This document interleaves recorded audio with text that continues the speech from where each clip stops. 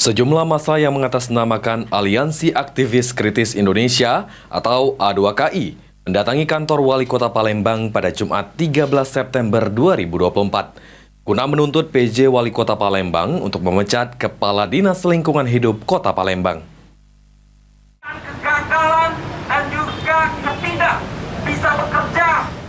Sejumlah massa yang mengatasnamakan Aliansi Aktivis Kritis Indonesia atau A2KI mendatangi kantor Wali Kota Palembang pada Jumat 13 September 2024. Dalam aksi tersebut, massa menuntut PJ Wali Kota Palembang untuk memecat Kepala Dinas Lingkungan Hidup Palembang lantaran diduga gagal menyelesaikan permasalahan sampah di Palembang, khususnya tumpukan sampah di Kertapati, Jalan Lintas Sumatera, Tuan Kentang, Kecamatan Seberang Ulu 1 Palembang hingga berpotensi menyebabkan lingkungan menjadi kumuh dan kotor, serta memicu berbagai masalah kesehatan masyarakat. Mengakibatkan bau busuk dan ini bisa merusak lingkungan dan juga kesehatan masyarakat di wilayah tersebut. Dan ini tidak menutup kemungkinan di wilayah lain terjadi, Pak.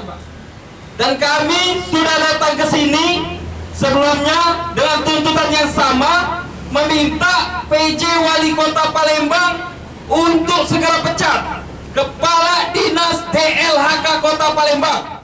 Menanggapi aksi tersebut, PJ Wali Kota Palembang mengatakan permasalahan sampah ini tidak dapat diselesaikan dalam 1-2 hari dan harus dilakukan bersama-sama, termasuk masyarakat Kota Palembang untuk tidak membuang sampah sembarangan.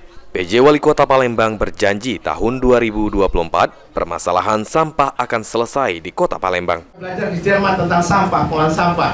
Bahkan saya tahu di sini tidak ada Bapak Ibu sekarang, kawan-kawan semua, tidak ada. Maka saya mengoptimalkan ini orang, saya mengoptimalkan struktur yang ada di bawah saya untuk memenuhi target untuk pengolahan sampah.